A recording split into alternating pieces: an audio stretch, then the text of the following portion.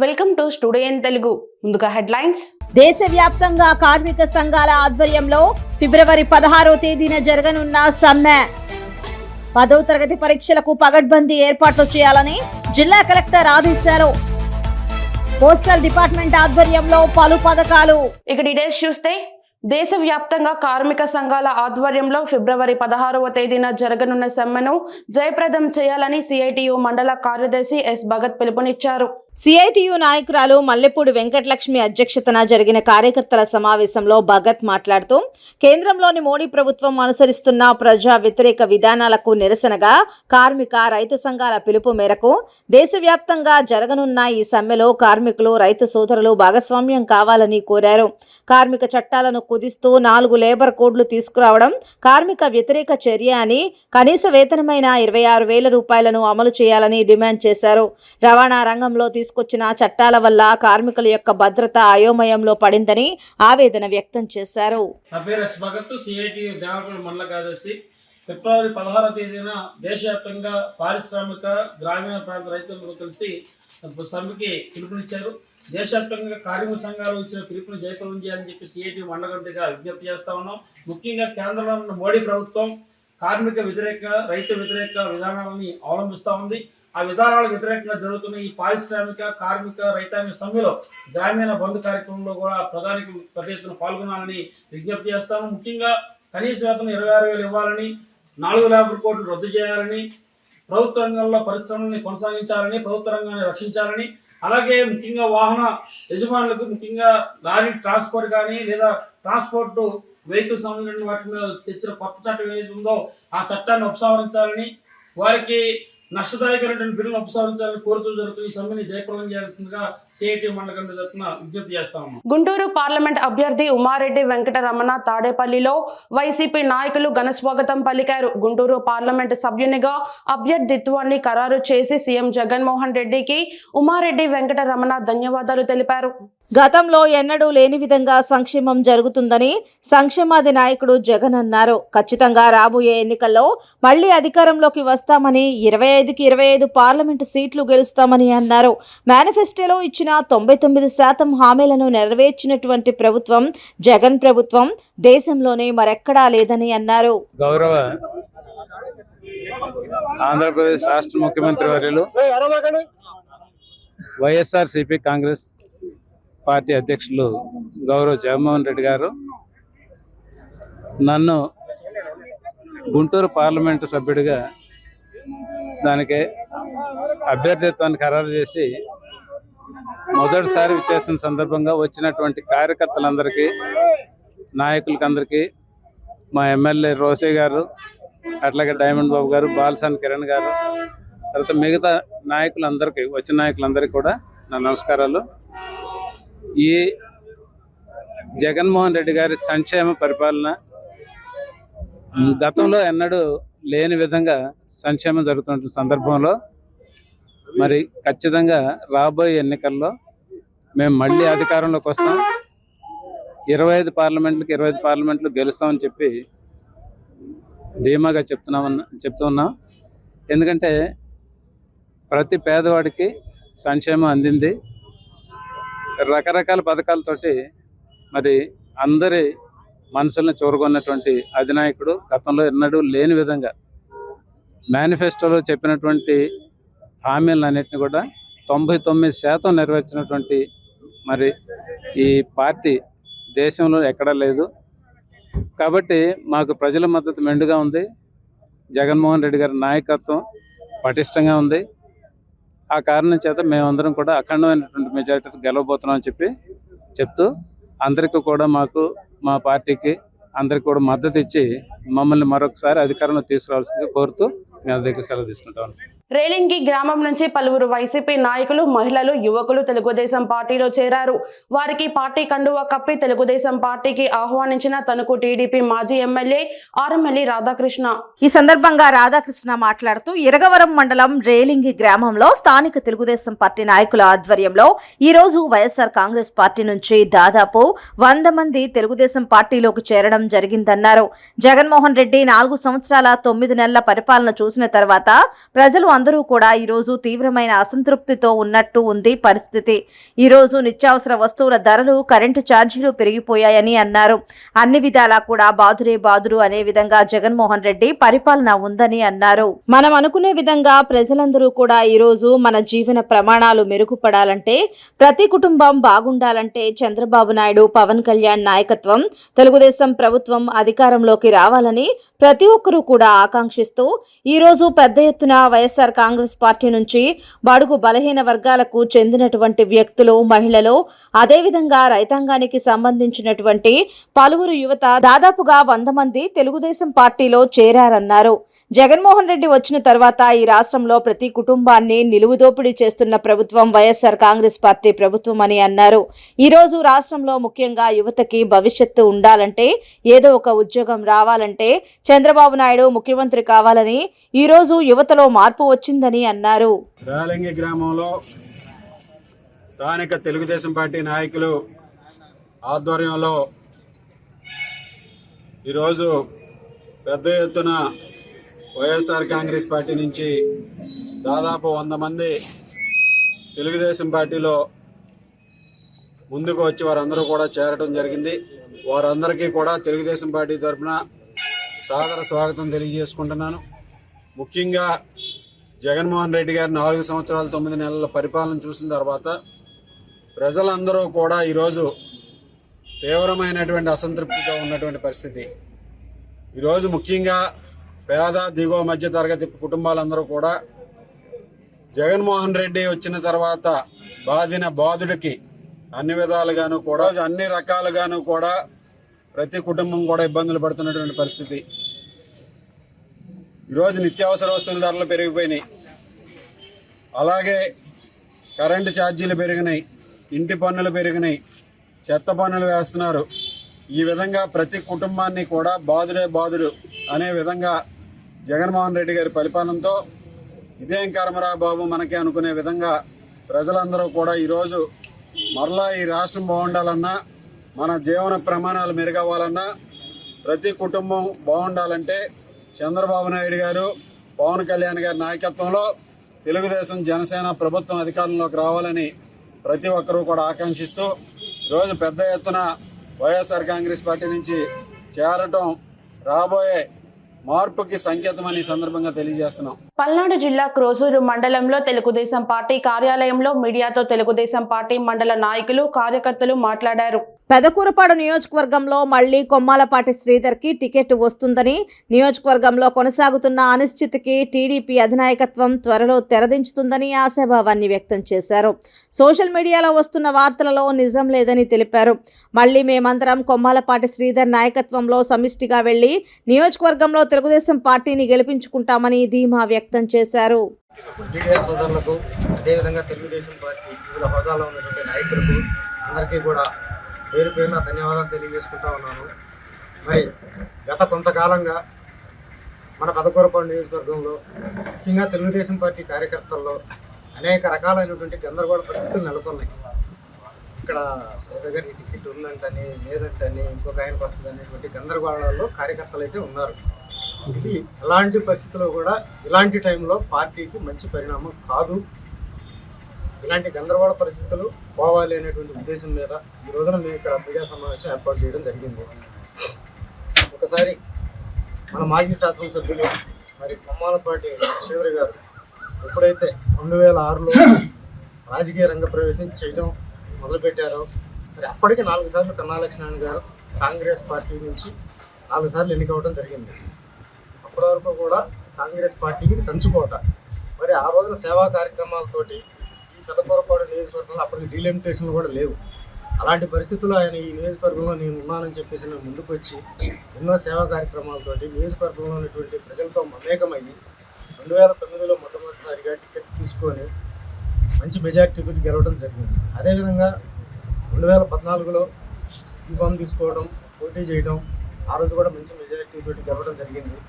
మరి 2019లో అలా టికెట్ తీసుకోవడం, మరి పార్టీకి ఇచ్చినటువంటి ఎదురుగాలిలో 151 సీట్లు మరి పార్టీ కోల్పోతే అందులో కొమ్మాలపాటి శ్రీధర్ గారు కూడా ఒక వ్యక్తిగా ఆయన కూడా మరి గుంటూరు జిల్లాలో చూసుకున్నట్లయితే దగ్గర అత్యంత తక్కువ మెజార్టీతో ఓడిపోయినటువంటి లాస్ట్ 4 మెంబర్స్లో శ్రీధర్ గారు కూడా ఒకరు ఉన్నారు. చిలకలూరిపేట, మంగళగిరి, పెదకూరపాడు ఇలా తీసుకుంటే అంటే గొప్ప మెజార్టీ కూడా రావాలి.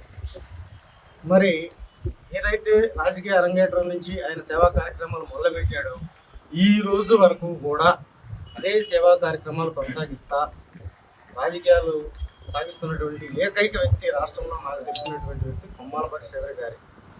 ఎవరైనా సరే రాజకీయాలకు వచ్చే ముందు ఒక 2 నెలల ముందో 3 నెలల ముందో సేవా కార్యక్రమాలతో రావటం, ఆ ఎన్నికలు అయిపోయిన తర్వాత ఆ సేవా కార్యక్రమం మొత్తాన్ని పక్కన పడేయడం, మళ్ళీ ఎన్నికలు వచ్చినప్పుడే సేవా కార్యక్రమాలు మొదలుపెట్టడం లాంటి కార్యక్రమాలు చేసినటువంటి నాయకుల్ని అన్ని పార్టీల్లో మనం చాలామందిని చూసాం. మరి కొమ్మాలపాటి శ్రీధర్ గారు అలాంటి వ్యక్తి కాదు. ఫస్ట్ టైం గెలిచినప్పుడు అపోజిషన్లో ఉన్నాం, ఆయన ఎక్కడా కూడా ఆయన కార్యక్రమాలు కానీ ఆపలేదు. మరి అధికారంలోకి వచ్చిన తర్వాత మనం అధికారంలో ఉన్నాం కదా అని చెప్పేసి కూడా ఎక్కడ కార్యక్రమాలు ఆపలేదు. మరి ఈ రోజున ఓడిపోయినప్పటికీ కూడా ఓడిపోయిన రోజు నుండి కూడా జరిగినటువంటి పంచాయతీ ఎలక్షన్స్ కానివచ్చు, ఎంపీటీసీ ఎలక్షన్స్ కొన్ని గ్రామాల్లో కంటెస్ట్ చేయడం జరిగింది. ప్రతి చోట ఆయన సహకారం ఉంది, ఆయన ప్రోద్బలం ఉంది. మరి దగ్గర నాకు తెలిసి ఈ జిల్లాలో అయితే 25 నుంచి 30 మంది సర్పంచులు కానీ ఎంపీటీసీలు కానీ ఈ కాన్స్టిట్యున్సీలోనే గెలిచారు నాకు తెలిసి. ముఖ్యంగా ఈ పార్లమెంట్లో ఇంతమంది గెలిచినటువంటి నియోజకవర్గం కూడా ప్రతి చోట ఆయన యొక్క సహకారం అయితే ఖచ్చితంగా ఉంది. 10వ తరగతి పరీక్షలకు పగడ్బందీగా ఏర్పాట్లు చేయాలని జిల్లా కలెక్టర్ డాక్టర్ మనజీర్ జిల్లాని సమూన్ ఆదేశించారు. 10వ తరగతి పరీక్షల నిర్వహణపై కలెక్టర్ కార్యాలయ సమావేశ మందిరంలో సంబంధిత అధికారులతో జిల్లా కలెక్టర్ సమీక్షించారు. ఈ సందర్భంగా కలెక్టర్ మాట్లాడుతూ పరీక్షలు మార్చి 18వ తేదీ నుంచి 30వ తేదీ వరకు జరుగుతాయన్నారు. సమయం ఉదయం 9:30 నుంచి 12:45 వరకు జరుగుతాయన్నారు. ఎక్కడ ఎటువంటి పొరపాట్లకు తావు లేకుండా చర్యలు చేపట్టాలన్నారు. జిల్లా నుండి 30,574 మంది విద్యార్థులు పరీక్షలకు హాజరు కానున్నట్లు పేర్కొన్నారు. జిల్లా అంతటా 145 పరీక్షా కేంద్రాలు ఏర్పాటు చేయడం జరిగిందని, 7 ఫ్లయింగ్ స్క్వాడ్స్, చీఫ్ సూపరింటెండెంట్లు 145 మందిని ఏర్పాటు చేసినట్లు వివరించారు. పరీక్షా కేంద్రాల వద్ద 144 సెక్షన్ బందోబస్తు ఏర్పాటు చేయాలని, పరీక్షా కేంద్రాలకు విద్యార్థులు చేరుకునేలా సరిపోయే ఆర్టీసీ బస్సులు ఏర్పాటు చేయాలని సంబంధిత అధికారులను ఆదేశించారు. పరీక్షా కేంద్రాల వద్ద ప్రథమ చికిత్సా కేంద్రాలు ఏర్పాటు చేయాలని, విద్యుత్ అంతరాయం కలగకుండా చూడాలని తెలిపారు. విద్యార్థులు పరీక్షా కేంద్రాలకు నిర్ణీత సమయానికి చేరుకోవాలన్నారు. పరీక్షలు విజయవంతంగా నిర్వహించాలని తెలిపారు. జిల్లా విద్యాశాఖ సహాయ కమిషనర్ ప్రభుత్వ పరీక్షల విభాగం మాట్లాడుతూ 10వ తరగతి లియాఖత్ అలీ ఖాన్ పరీక్షల నిర్వహణకు సంబంధించిన వివరాలను తెలిపారు.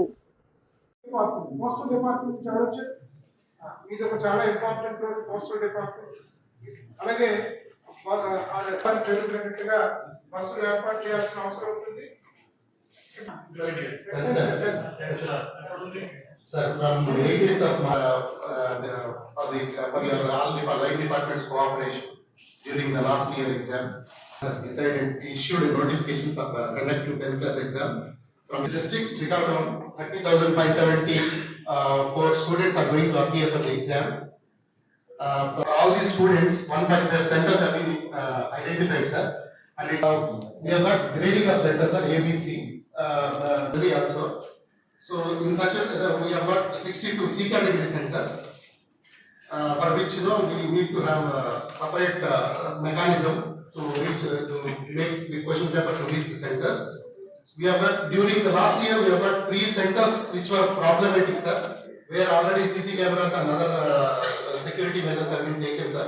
This year during the last year information, this year 3 centers newly identified as a problematic centers, sir. These 3 centers also is going to be surveillance, sir. We need CC camera surveillance. YSRCP ప్రభుత్వం అమలు చేస్తున్న సంక్షేమ అభివృద్ధి కార్యక్రమాలకు ఇతర పార్టీల నేతలు, కార్యకర్తలు ఆకర్షితులవుతున్నారని, వారు వైఎస్ఆర్సీపీలో చేరుతున్నారని రాష్ట్ర పౌర సరఫరాల మరియు వినియోగదారుల శాఖ మంత్రి కారుమూరి వెంకట నాగేశ్వరరావు చెప్పారు. పశ్చిమ గోదావరి జిల్లా ఇరగవరం మండలం తూర్పు విప్పర్రు గ్రామంలో సోమవారం మంత్రి సమక్షంలో జనసేన, టీడీపీలకు చెందిన 200 మంది కార్యకర్తలు వైఎస్ఆర్సీపీలో చేరారు. వీరిలో 15 కుల సంఘాలు మరియు మహిళలు అధిక సంఖ్యలో చేరగా మంత్రి కారుమూరి పార్టీ కండువాలు కప్పి సాదరంగా ఆహ్వానించారు. ఈ సందర్భంగా తూర్పు విప్పర్రు గ్రామంలో శెట్టిబలిజ రామాలయం వద్ద ఉన్న శెట్టిబలిజ నాయకుడు దొమ్మేటి వెంకటరెడ్డి విగ్రహానికి మంత్రి పూలమాల వేసి నివాళులర్పించారు. అనంతరం ఆయన మాట్లాడుతూ దొమ్మేటి వెంకటరెడ్డి శెట్టిబలిజ కులంలో గొప్ప మహోన్నతమైన వ్యక్తి అని మంత్రి కొనియాడారు.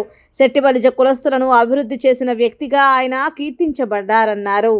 అన్ని వర్గాల వారు పెద్ద ఎత్తున చెట్టుబల్జీలందరూ కూడా జాయిన్ అవుతుంది జరిగింది. ఇవాళ ఈ పార్టీలో జాయిన్ అవుతున్నారంటే జగన్మోహన్ రెడ్డి గారు ఏదైతే పాదయాత్రలో చెప్పారో చెప్పని చేశారు కాబట్టి వాళ్ళ శ్రద్ధ చూపించి వారు ఈ పార్టీలోకి వచ్చారు. అదే మీ బిడ్డ ఏమన్నా వాళ్ళకే చేయండి, మా వాళ్ళే చూసుకుంటున్నాడు. చిన్న వయసులో తొలిసారిగా ముఖ్యమంత్రి అయిన జగన్మోహన్ రెడ్డి గారు ఆయన కూడా ప్రమాణ స్వీకారం చేసి కలెక్టర్ల మీటింగ్ లో, అంటే ఆ కలెక్టర్లకు ఏం చెప్తే అదే ఇక్కడ నడుస్తుంది, అధికారులందరికీ అదే చెప్తారు. ఇవాళ మీ ఊర్లో కానీ మీ పేటలో కానీ ఎవరిదన్నా ఆపేమా? అర్హత ఉంది చెప్పండి, ఆపేమా? ఇప్పుడు తెలుగుదేశం మన ఎవరో కండవలు వేస్తున్నారు, చేత మీ కోట్ వేసి రెండు తీసుకుంటాం. ఇవాళ జగన్మోహన్ రెడ్డి గారిని ప్రతి ఇంట్లోనూ ప్రతి చోట రావాలి జగన్, కావాలి జగన్ అన్నారు. ఏమన్నారు? కావాలి జగన్. ఎందుకంటున్నారు? గతంలో దోచుకో పంచుకో. మీ ఊరు చరిత్ర చెప్తాను. గతంలో ఎలా తినేసారు గాది కింద పందికుక్కలాగా జన్మభూమి కమిటీలు అన్ని వచ్చారా? ఏడే రా సెక్రటరీ ఎక్కడయా? మీ పంచాయతీ నుంచే తెప్పించాను. సరే ఉండమ్మా ఉండు. అడబాల గ్రూప్స్ అధినేత అడబాల వెంకటరమణ మరో నూతన ఆవిష్కరణ ఏ సెలబ్రేషన్ మినీ ఫంక్షన్ హాల్ ప్రారంభోత్సవంలో పాల్గొన్న గూడాల శ్రీహరి గోపాలరావు.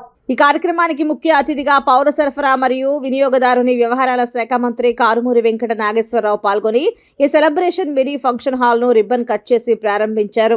వారితో ఎమ్మెల్సీ కవురు శ్రీనివాసు, టీటీడీ పాలక మండలి సభ్యులు మేకా శేషుబాబు, రాష్ట్ర SC commission member Chellem Anand Prakash, YCP senior నాయకులు Gundam Nagababu, AMC chairman Saladevi Narsaiah, AMC vice chairman TTDC Babu, రాష్ట్ర యూత్ నాయకులు ఉచ్చుల స్టాలిన్ బాబు, రాష్ట్ర మహిళా సెక్రటరీ మద్దా చంద్రకళ, రాష్ట్ర మహిళా జాయింట్ సెక్రటరీ కర్రా జయ సరిత, వైఎస్ఆర్సీపీ నాయకులు కార్యకర్తలు పాల్గొన్నారు.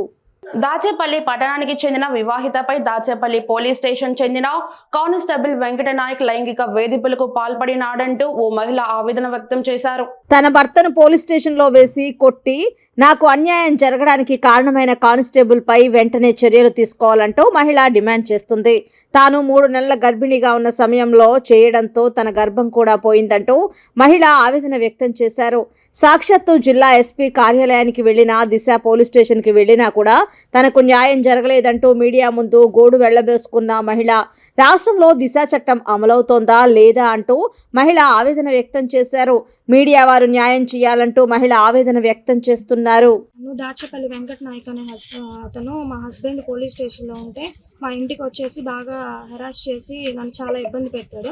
అతని మీద కంప్లైంట్ ఇవ్వడానికి నేను ఎస్పీ ఆఫీస్కి వెళ్తే ఇక్కడ కూర్చొని మాట్లాడదాం స్టేషన్లో అది ఇది అని చెప్పారు. ఇక్కడ స్టేషన్కి వచ్చినా కానీ ఎటువంటి కంప్లైంట్ అనేది తీసుకోలేదు, నాకు ఎటువంటి ఇది అనేది జరగలేదు. పోలీస్ వాళ్ళు అయితే నాకు ఎటువంటి న్యాయం చేయలేదు, ప్రెస్ వాళ్ళే నన్ను న్యాయం చేయాలి అని చెప్పేసి నేను కోరుకుంటాను. మా పాప చిన్న పాప అయినా కానీ పట్టించుకోకుండా చాలా ఇబ్బంది పెట్టాడు. తన వల్ల నాకు ప్రెగ్నెన్సీ కూడా అబార్షన్ అయిపోయింది. నేనైతే చాలా ఇబ్బందులు పడ్డాను అతని వల్ల.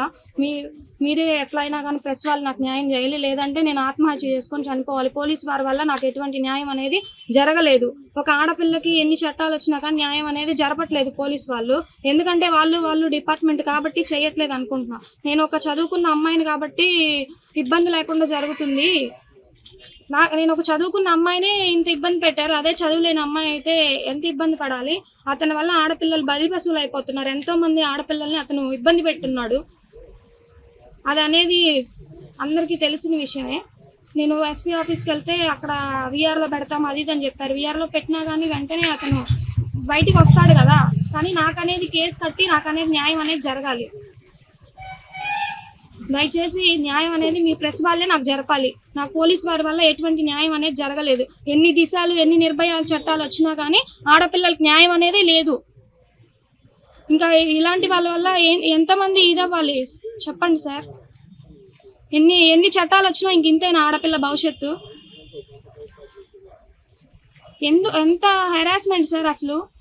తనని కొట్టే ఫోటోలు తీసుకొచ్చి నాకు చూపించి ఎంత ఇబ్బంది పెట్టారు సార్ నన్ను. అసలు నిన్ను కూడా ఇలా చేస్తాను అది ఇది అని చెప్పేసి నన్ను చాలా ఇబ్బంది పెట్టున్నాడు సార్. అసలు దయచేసి మీరు నాకు న్యాయం చేయాలి. పోస్టల్ డిపార్ట్మెంట్ ఆధ్వర్యంలో నిర్వహిస్తున్న పలు పథకాలను చీమకుర్తి పట్టణ ప్రజలు వినియోగించుకోవాలని Chimakurthi sub post master కాళే Ramarao తెలియజేశారు. చీమకుర్తి తపాలా శాఖ ఆధ్వర్యంలో రిటర్నింగ్ డిపాజిట్ ఆడపిల్లల కొరకు సుకన్య సంయోజన సమృద్ధి పథకం, టైం డిపాజిట్ పథకం, మంత్లీ ఇన్కమ్ పథకం, అదేవిధంగా తపాలా శాఖ జీవిత ప్రమాద బీమా పథకం మొదలైన పథకాలు అధిక వడ్డీలతో ఇస్తున్నట్టు పోస్ట్ మాస్టర్ కాళే రామారావు తెలియజేశారు.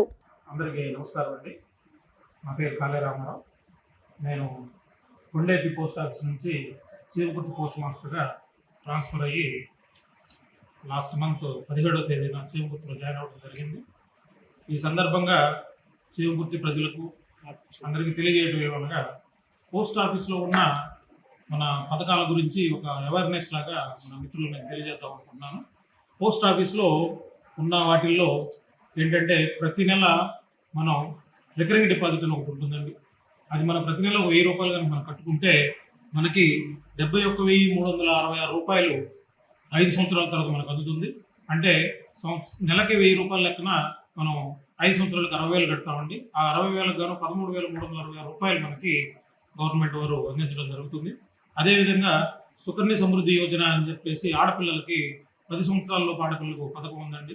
అదేంటంటే ప్రతి నెల మనం 1000 రూపాయలు కనుక ఆ పిల్లల పేరు మీద మనం కట్టుకుంటే 15 సంవత్సరాలు అది కట్టాలండి. ఈ 15 సంవత్సరాల్లో 1,80,000 మనం కడతాం. మనకి 7,54,436 రూపాయలు గవర్నమెంట్ మనకు అందించడం జరుగుతుంది. అది 10 సంవత్సరాల్లో ఆడపిల్లలకు దాన్ని సద్వినియోగపరచుకోవాలని నేను కోరుకుంటున్నాను. అదేవిధంగా మంత్లీ ఇన్కమ్ స్కీమ్ అని ఒక స్కీమ్ ఉందండి మన దగ్గర.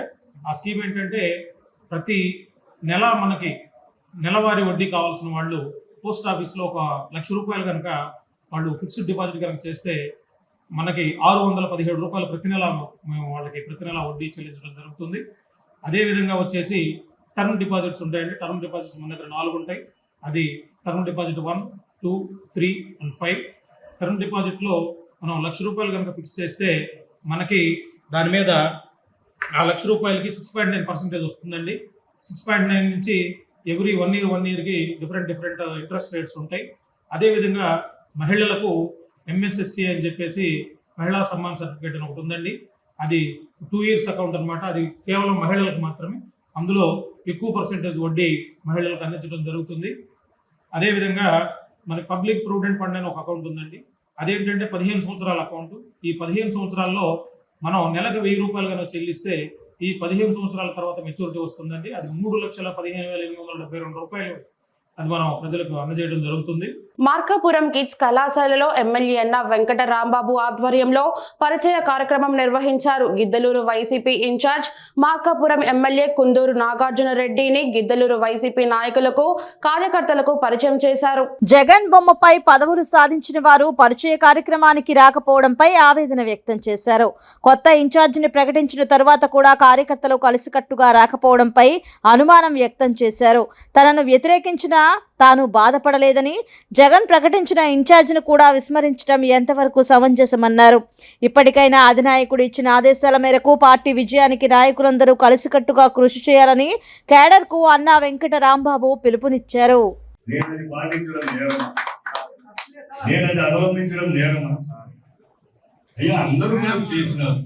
అందరూ ఓట్లు వేసినారు కాబట్టి పార్టీకి ఇంత మెజారిటీ వచ్చింది. పార్టీని అన్నారంబా పోటీ చేస్తుందా, ఇంకెవరు చేస్తారనేది నాయకుడు ఇష్ట ప్రకారం పోదా. పార్టీని సంరక్షించుకోవాల్సిన బాధ్యత మనకి. దానికన్నా ముందు మనల్ని నమ్మి ఆదరించి ఓట్లు వేసినటువంటి వాళ్ళకి న్యాయం చేయలేకపోయినా అన్యాయం చేయకూడదు, వాళ్ళకి అవగౌరవం పాలు కాకూడదు అని చెప్పేసి మన ఒక పద్ధతిలో పోతే అది నేను చేసిన నేరమా? ప్రతి ఒక్కరు నన్నే మాట్లాడుతాను. నేను ఏం తప్పు చేసినానని నన్ను విమర్శిస్తాను. సరే అయిపోయింది. పోయిన నెల 27వ తేదీ అనౌన్స్ చేసిన నాకు వద్దు సీటు అని చెప్పేసి, ఎవరికి వచ్చినా నేను ఒక కార్యకర్తగా చేస్తానని చెప్పిన. ఈ రోజు ఏదో నన్ను మార్కాపురం మార్చినారని చెప్పేసి నేను ఈ వేదిక మీద లేదు. ఒకవేళ మార్కాపురం మార్చకపోయినా కానీ ఇదే పరిస్థితుల్లో నాగార్జున వచ్చినా, ఇంకొకరు వచ్చినా ఒక కార్యకర్త మేము మాకు సీట్ ఇస్తేనే మేము గొప్ప లేక ఏదంటే సమంజసం కాదు. ఆలోచన చేసుకోవాలి. ఇలా అదే పార్టీతోటి, ఆ పార్టీ ఆశీస్సులతోటి, పార్టీ నాయకుల యొక్క సహకారంతో, ప్రజల యొక్క ఆశీస్సులతోటి మీరందరూ కూడా పదవులు పొందినారే. పదవులు పొంది కూడా ఇటువంటి కార్యక్రమానికి రాకపోవడం అనేది ఎంతవరకు సమంజసం? ఇది ఏ రీతిగా ముందుకు పోవాలి? పార్టీని మీరు బలోపేతం చేయాలన్నా వద్దా? నా మీద వ్యక్తిగతంగా మీకు ఏదన్నా వ్యక్తిగతంగా మీకు నా మీద సదభిప్రాయం లేదు, వదిలేయండి. ఈరోజు నేను వదిలేస్తున్నాను కదా, నేను పుట్టుకొచ్చినాను కదా. ఈ రోజైనా కానీ మీరు ఒక బాధ్యత కలిగినటువంటి పదవిలో ఉన్నారు కదా. ఆ బాధ్యత కలిగినటువంటి పదవుల్లో ఉన్నటువంటి మీరు మీ భుజస్కంధాల మీద వేసుకొని కొత్తగా మనకు వస్తున్నటువంటి నాయకుడిని స్వాగతించి పార్టీ గెలుపు కోసం, నాయకుడి గెలుపు కోసం అధినాయకుడు ఇచ్చినటువంటి ఆదేశాలను మనం పాటించాలన్నా వద్దా? ఎంతవరకు సమంజసమో ఇప్పటికైనా కానీ ఆ నాయకులు ఆలోచన చేసి మనం ఆ పార్టీ ద్వారా 5 సంవత్సరాల నుంచి గౌరవం పొంది, ఆ పార్టీ ద్వారా పదవులు పొందిన, ఆ పార్టీని ద్వారా ప్రజలకు సర్వీస్ అందించగలిగినాం అనేది మర్చిపోకుండా మొన్న నాయకుడు జగన్మోహన్ రెడ్డి గారి ఆదేశాల ప్రకారం ఇక్కడి నుండి ఇతరులు నియోజకవర్గానికి బాధ్యులుగా వస్తున్నటువంటి సోదరుడు నాగార్జున రెడ్డి గారిని మీకు అప్పచెప్తా ఉన్నా. గెలిపించాల్సిన బాధ్యత అంతా కూడా మనందరి మీద ఉంది అని చెప్పేసి కూడా విజ్ఞప్తి చేస్తా ఉన్నా.